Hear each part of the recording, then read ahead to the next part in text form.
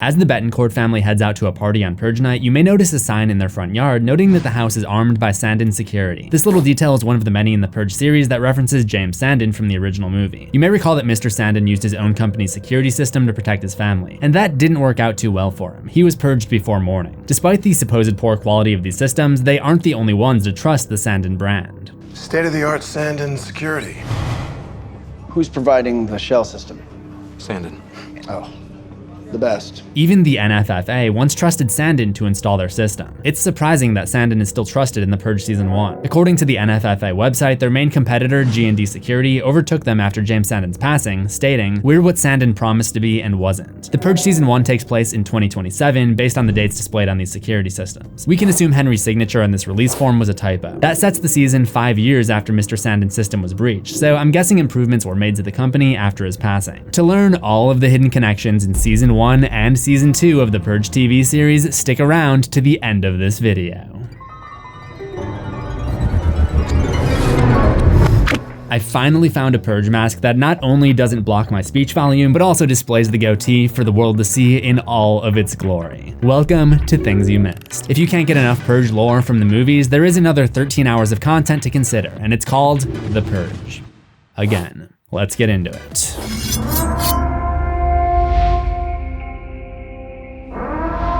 The series opens with this shot of some blue and yellow shower loofahs. Yeah, apparently these things are called loofahs. We later find out that these colors represent the robe colors of an organization called the Mercy Cult. These kids are manipulated into giving themselves up to the Purge. Once they're old enough, they graduate from these yellow robes to the light blue ones that they die in. Light blue has always been associated with the NFFA and the Purge, but it's not until Season 2 that we discover the meaning of yellow. Yellow is the color of Remembrance Day, the holiday that takes place 3 months later to commemorate the lives lost on Purge night. In the first episode, Miguel Guerrero is looking for his sister at this abandoned structure. This is actually an existing location in New Orleans, but the blue flowers and Grim Reaper happen to work perfectly with the Purge. As you know, the dystopian government party in the Purge franchise is called the New Founding Fathers of America, and the series features many locations and references to America's original founding fathers who helped America gain its independence in 1776. The finale of Season 1 takes place at Thomas Paine High School, which comes up several times in the show. The Stanton family lives on Jefferson Street, named after Thomas Jefferson. In Jane's flashback, we see that she attended Thomas Jefferson High School.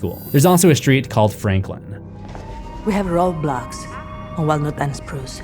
Go across Franklin. The classroom scene in episode 9 shows the constitutional amendments and many of the founding fathers. When Miguel and Pete search for the school, they come across a map called Washington Street, named after George Washington. Likewise, in Season 2, Esme Carmona searches Professor Adams' house and there's a framed picture of the Lincoln Memorial, a location also seen in the Purge election year. And in the last episode of Season 2, reports go out about illegal use of weapons in Washington Square, another reference to George Washington. If you've seen my previous Things You've Missed episodes, which you should have, you know all about the name Sabian. Every Purge installment has a character named Sabian because they're all written by James Demonaco, whose trademark is to use that name in his writing. In the series, Sabian is mentioned in the first episode. Oh, and don't forget, after you close the deal, it's probably gonna make a pitch for us to become NFFA party members. Oh, I know, I'm ready for it. I'll deflect my way out of it. I remember Billy Sabian closed a huge deal for a startup here last year and he didn't join. Another element we've come to expect in all Purge entries is the inclusion of civil rights leaders in the sets, as a comparison between America's civil rights movement and the mistreatment of the poor in the world of the Purge. This time, you can spot it in the hideout of Henry's gang, where you'll see images of Dr. Martin Luther King Jr. and other figures, as well as a quote by Harriet Tubman. MLK and Malcolm X are quoted on the wall as well. Another aspect we've become very familiar with is the idea that each Purge is bigger than the last. There are 2 Purges shown in each season. First, there's the 2027 Purge. Prognosticators are predicting a record turnout tonight. We only see about 90 seconds of the 2028 Purge, so participation is not mentioned, but the 2036 Purge continues the trend. Estimates come in already. 30% uptick from last year in every district. Biggest purge in city history. The 2037 Purge is no exception. You ever seen crowds this big? Never. This year is tracking to become the largest purge we've seen. One of the big Season 1 plot lines has to do with Jenna being pregnant. There are a couple of signs early on, like her asking for Tylenol and ordering salt water instead of alcohol. That being said, I still find this to be kind of a risky question. How far along? Isn't that obvious? The second episode would be filled with more connections to the movies as well as Easter eggs connecting it to other horror movie franchises.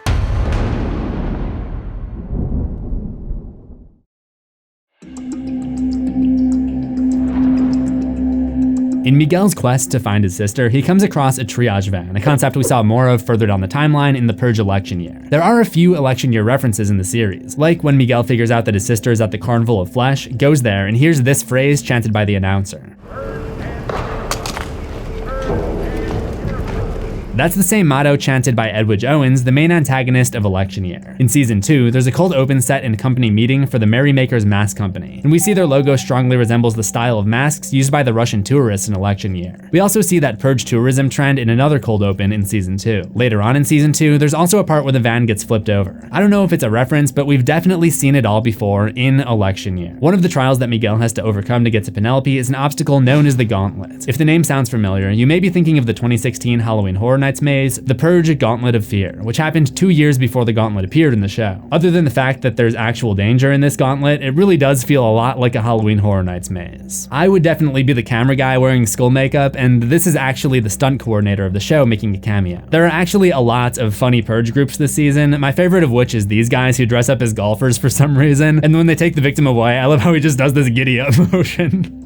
Imagine being that guy. The Purge is produced by Blumhouse, who has always been known to put funny stuff into some of their horror movies. One example of this is Happy Death Day, which is referenced in the entrance area to Pete's Cantina. Masks are checked at the door, and on the rack you can spot the baby mask worn by the antagonist in Happy Death Day. The property is referenced again in Season 2, where college students Ben and Turner live in a frat house that seems to be the same location as the sorority house from the Happy Death Day movies. I believe the campus they attend is the same as well. It looks like Ben's dorm room even has a poster for a similar mascot. In Happy Death Day, it was the Bayfield Babies. This poster is for a team called New Orleans Baby Cakes. There are plenty of other references on the wall of masks throughout the night though, like the sheep mask and fox mask from the 2011 movie You're Next, a mask that was worn by one of the Mercy Cult Purgers in episode 1, the mask of Godhead from the Purge Anarchy, more on that later. The mask shown on the sign appears to be the same mask worn by the polite stranger in the original Purge movie, and that mask actually appears on the rack in episode 8. It's not just the movies that are referenced though. This may be the Finders Keepers app mentioned on the NFFA website. Of course, I can't leave out the First Purge. I mean, I could, it's my channel, but I'm not going to. One of the storylines follows a businesswoman named Jane, who looks out her window and sees the only building lit up on Purge night is a bank. This is part of the idea that the Purge is fueled by money. Jane works at an equity firm, and in a flashback to her job interview, she says the following.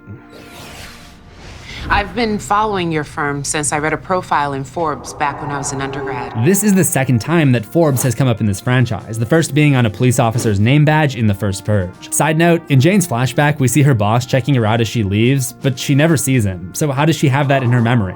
It doesn't make sense. There's another flashback in the following episode where Miguel and Penelope's parents are offered money to stay home on the Purge. We can see the pamphlet that says Staten Island Experiment. This is the same pamphlet we saw being handed out in the First Purge. The First Purge isn't the only movie to have this struggle of classes. Many of the entries make it obvious that the NFFA is in power because they are rich, and the Purge is all about making money. There's actually a piece of graffiti in New Orleans that says "too much threll," which is a slang term for a rich person, so this is likely a form of propaganda against the NFFA. We see how their brainwashing of the American people has affected people when Jane's employee Allison purges her coworker in order to ensure a promotion. I'm not sure I understand the logic here. I mean, sure, murder is legal on this night, but wouldn't she still be fired for offing a coworker? Anyway, Penelope is taken away by a group of purgers wearing nun outfits. I'm not sure if this is a thematic choice, given how some groups are starting to see purging as a religious act thanks to NFFA propaganda, or just a result of the show coming out in 2018 and creepy nuns being really popular at the time. What's equally unclear is if the anti-NFFA checkpoints set up in the street are related to the anti-NFFA group from Anarchy. All I can confirm is that a couple of their members seem to be wearing berets, as some of the Anarchy resistance did. This headline seen at the end of season 1 is also familiar if you've seen Anarchy. It warns of heavy consequences for Purge Night revolutionaries. Oh, and here's another funny part.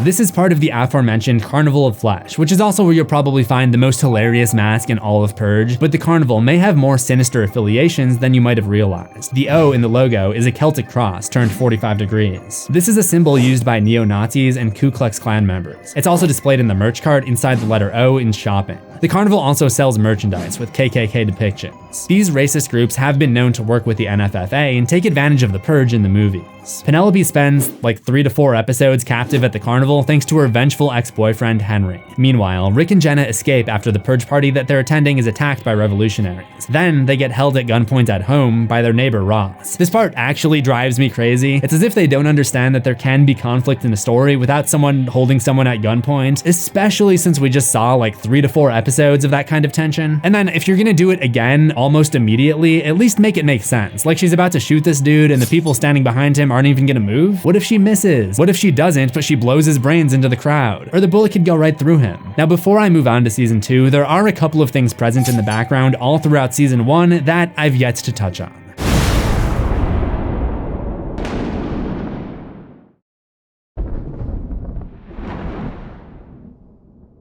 What if I put the plus head mask on over the angry Abraham Lincoln mask? That's kind of not bad. The new founding fathers of America have one practice that the originals never would have been able to: using technology for surveillance of the citizens. I forgot that you were the eavesdropping type, David. You know I'm always watching and listening, Jane. We saw this more than ever in the previous entry, The First Purge, where I pointed out the eyes that symbolize the always watching government. The TV series gives us way more of that. In the Betancourt's house, you'll see large artwork in the hallway of a human eye. When they return home safely after the party, I noticed another eye up above a painting near the front door. In Henry's apartment during a flashback, he's also got artwork of an eye, a very Illuminati looking one at that. An interesting note here is that it says the word purity, which may go along with the often repeated phrase, purge and purify. I can purge and purify myself. Another note on this piece is that the eye actually has a sword going into it, a possible foreshadowing of what happens to Henry. His cornea is permanently damaged in a fight with Miguel. Jane's Purge Night is a crazy one with many destinations, one of which is a sexist human art gallery held by her boss, David Riker. He too is the proud owner of some artwork of a big human eye. At the end of season 1, everyone is brought together by the main antagonist, Joe Owens. Joe has been saving each of the main characters because he wants to put each of them on trial where they can either give a worthy confession or be purged by Joe himself. Joe is very much like Jigsaw, specifically from the 2017 self-titled movie. Both characters go around capturing people who have wronged them in order to try to force them to confess to their wrongdoing. Also, Eleanor is here, so there's that. Joe plans his victims' abductions by posting all the information he has onto a big wall, something we've seen in the Saw franchise in the past. We learn he's extremely smart and good at math in a flashback, and he even builds traps that try to account for every possible outcome. They even share the similarity of having basic, non-suspicious American names. Joe? Joe Owens?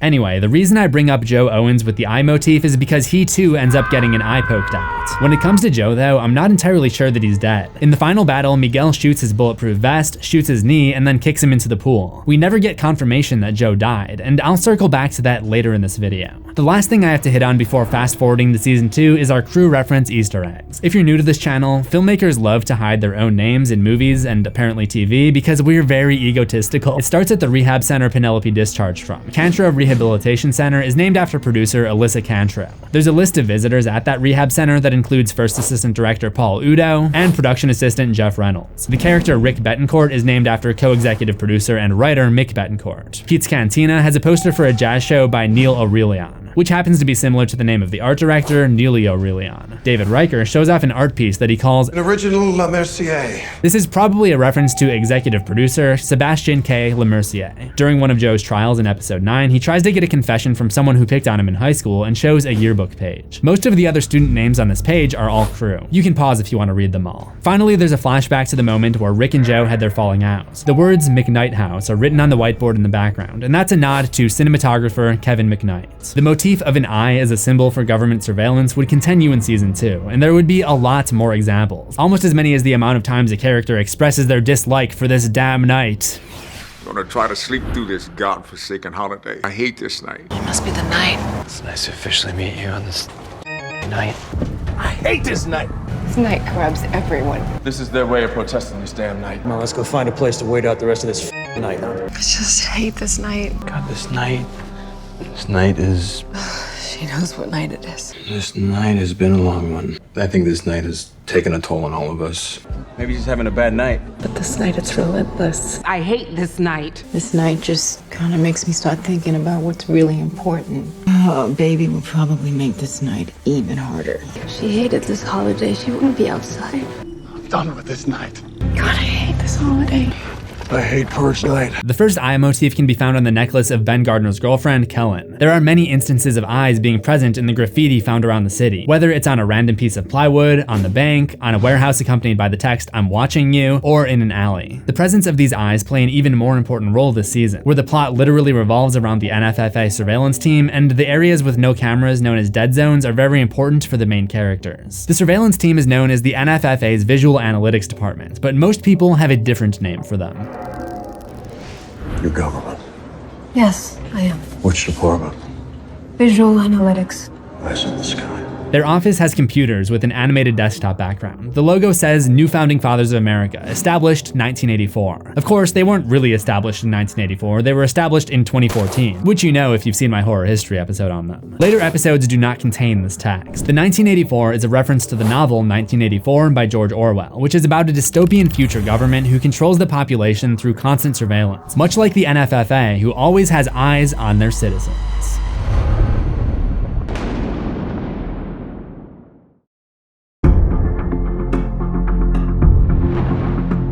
In the second episode of Season 2, Ben relieves his urge to purge with the Purge video game in a kiosk in the mall. He exits when another guy complains about how long he'd spent in there and sees that he's wearing a shirt with 3 pairs of gorilla's eyes. Esme's sister has a poster of a peacock feather in her room, which kind of looks like an eye, although maybe she's just a Jimmy Eat World fan. Esme has a pillow in her own home with a giant eye on it. The opening of episode 8 also shows off a mask with one eye, perhaps a callback to Henry from season 1. In the frat house, there's a beer pong rules board, which also, for some reason, contains a pair of eyes. The main antagonist of season 2 is Ben, who loses his mind after nearly getting purged by a man in a godhead mask. Many of you wondered in my Anarchy video if this is the same godhead from Anarchy. That guy was black and this guy is white, so I'm gonna say no.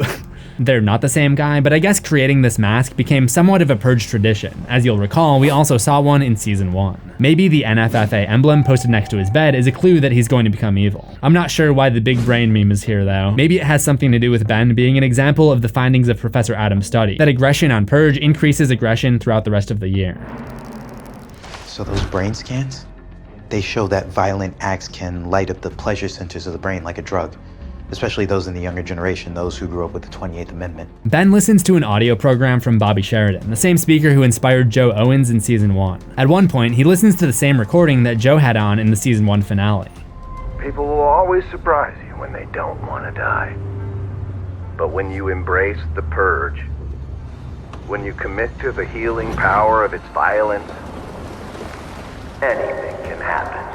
Ben starts taking out victims off Purge, the first of which is a farmer who is eventually found, but the cause of death is reported as heat stroke. I was having a little bit of trouble understanding why the NFFA would lie about this. It could be part of their plan to give people the impression that the Purge is working, that the crime during the other 364 days a year is down. But then why be so strict about the people whose crimes went past 7 a.m.? Maybe they only want to admit crimes occur when they think they can catch the person, in order to make it look like nearly all criminals are caught. And since Ben took out the farmer in the countryside, there were no cameras on it. This could also explain why they let him off the hook after he admits to smoking marijuana. If the public doesn't know that a crime occurred, it's in the NFFA's best interest to keep it that way. What I don't understand is why that doesn't make him a bigger suspect towards being the campus killer. The whole campus killer thing is honestly a pretty big plot hole. Ben is playing video games with his friend, Asian Andy. They're using an Xbox One. I'll excuse the use of a console that's 22 years old in universe and just assume that they're fans of retro games. What I can't excuse is the fact that this is where Asian Andy is taken out. Ben lies about having been there. That means there are no cameras in the hallways of the dorms, even though we clearly see that there are cameras on campus in the first episode.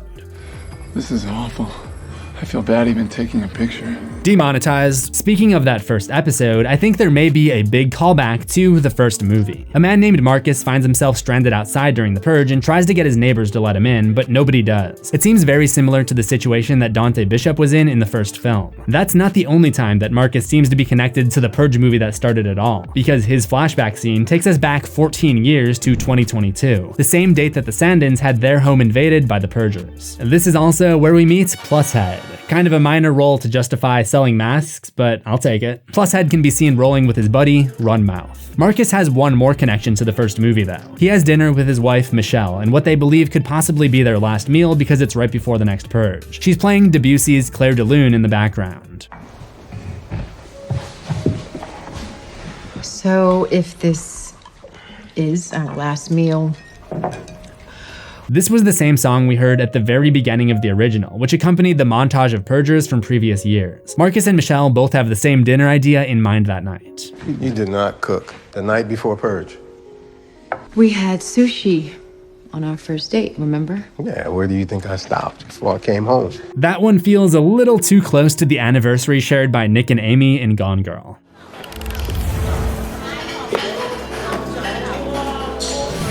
We had that joke that our sex was too good for ordinary, so these are 2,000 thread.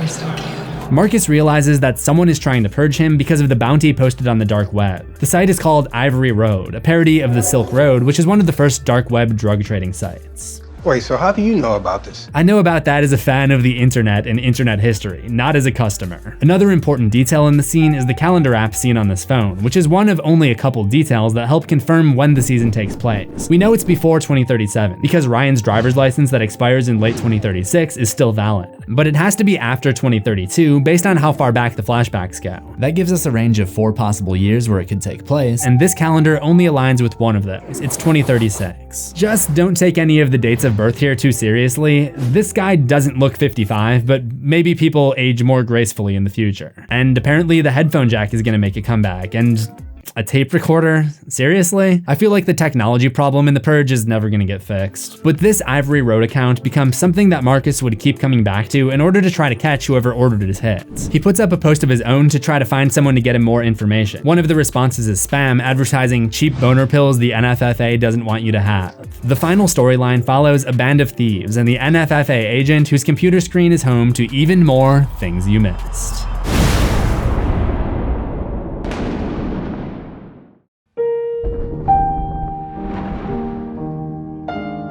The Purge is a night where all crime is legal, but for whatever reason, the first 4 movies and the first TV season focus almost entirely on murder. No other crime is addressed outside of just a tiny side character here and there. Season 2 totally changes that, making it one of my favorite installments. We see bank robbery, conspiracy, treason, and hacking. That makes it all the more disappointing that Season 2 is the only entry not to have a Blu-ray release. That makes it kind of difficult to find little details, but with that all being said, here's what I found. During the initial bank robbery scene, Tommy has a shirt that says break the rules. He breaks his gang's code by going back for one more bag of money as the sirens are beginning to sound. This is what leads to him getting arrested, because he doesn't make it out in time. I mean, he should have tried to make the argument that his foot was lifted off the ground. I mean, how does this work anyway? Is it college rules or NFL? We need some clarity, James Demonaco. Anyway, Tommy goes to jail for 1 year before his execution date on the next Purge. During his time in the clink, Ryan brings him a book. It's the 1844 novel, The Count of Monte Cristo, about an innocent man who is wrongly but deliberately imprisoned. The book ends with one final message. All human wisdom is contained in these 2 words: wait and hope. This was Ryan's way of telling him that if he holds on until Purge night, they may have a way of breaking him out. In the meantime, they also plan their heist for the next Purge. Our city attracts a lot of people on Purge night. Although it hasn't been updated in a couple years now, this actually calls back to the NFFA website that was used to promote each Purge movie. In 2014, for the Purge Anarchy iteration of the site, they did a blog post about the top 5 Purge destinations, where New Orleans ranked number 3 in the country. I guess that held up for over a decade. It's actually referenced again in the 5th episode, where Miami and New Orleans are hot tourism destinations during the Purge. Part of Ryan's plan for stealing the bank's money is to let the Jackals steal the money for them and then steal it back later in the night. The Jackals are thieves that steal from other thieves, so Ryan's plan involves giving them a taste of their own medicine. When he and Esme look up the Jackals' identities, I noticed some familiar names, like Trent Saril and Sam Bow. These are also the names of Professor Adams' test subjects from her experiments about the effect of purging on the human brain. The photos are different though, and the test subjects did not survive, so I think this is a mistake, like they accidentally used the same name twice for minor characters. Season 2 is not void of crew reference Easter eggs. Ryan has a flashback to his days in the police force where we see the locker next to his is labeled Federico, named after the 2nd Unit Director of Photography, Federico Verratti. During that same flashback, Ryan catches a surprise out in the field on Purge night.